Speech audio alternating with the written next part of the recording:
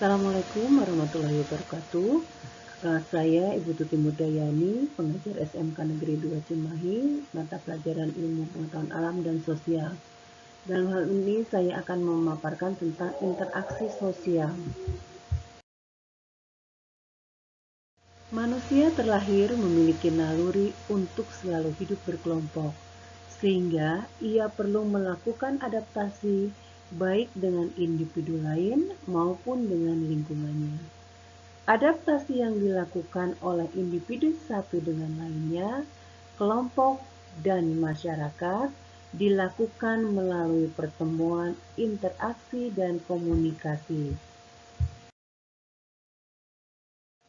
Menurut Philip Selnis dan Leonard Bloom, interaksi sosial adalah proses tindakan yang dilandasi oleh kesadaran adanya orang lain, seperti antara individu dengan individu maupun individu dengan kelompok, atau antara kelompok satu dengan kelompok lainnya yang di dalamnya terdapat proses respon terhadap tindakan orang lain tersebut yang berdasarkan norma dan nilai sosial yang berlaku dan diterapkan di dalam masyarakat. Ciri-ciri interaksi sosial dibagi menjadi 4. Yang pertama, ada pelaku sosial yang lebih dari satu individu.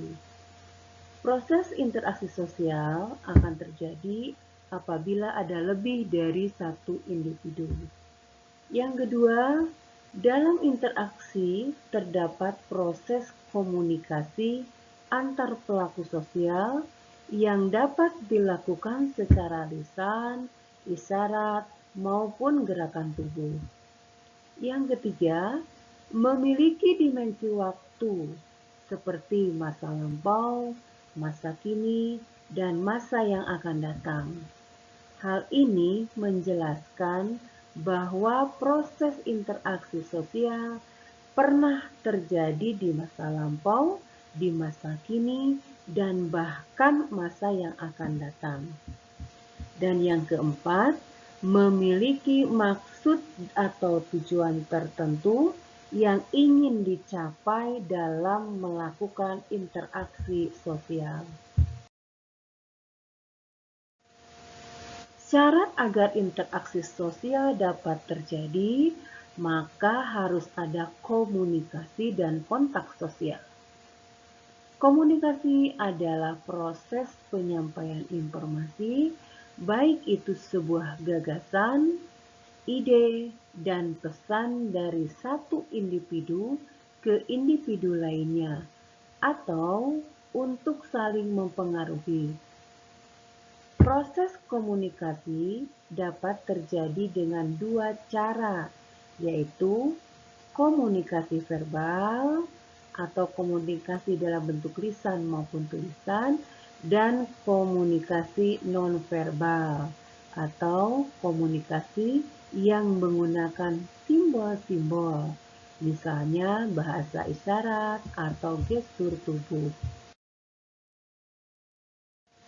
Kontak sosial dapat diartikan sebagai sebuah hubungan satu individu ke individu lainnya yang merupakan awal terjadinya interaksi sosial yang diawali dengan adanya saling respon meskipun tidak ada kontak fisik.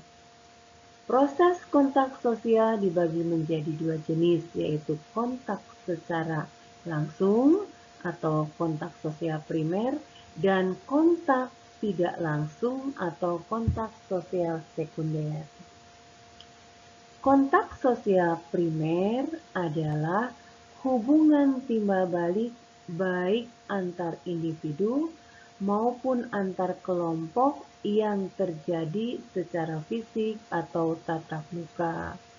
Sedangkan kontak sosial sekunder adalah hubungan timbal balik antar individu atau antar kelompok yang terjadi dengan adanya bantuan perantara Contohnya, komunikasi menggunakan telepon genggam.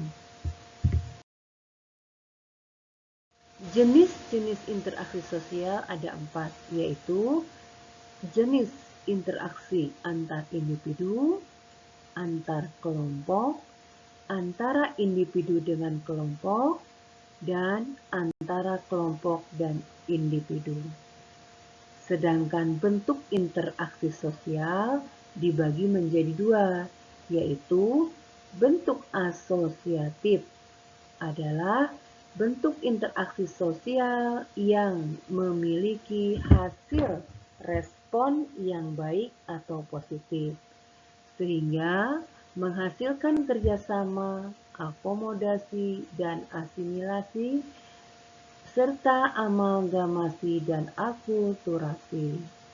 Yang kedua, bentuk disosiatif adalah bentuk interaksi yang memiliki hasil respon tidak bagus atau negatif yang dapat menyebabkan perpecahan seperti pertentangan, pertikaian, oposisi, konflik, kompetensi atau persaingan, dan kontroversi.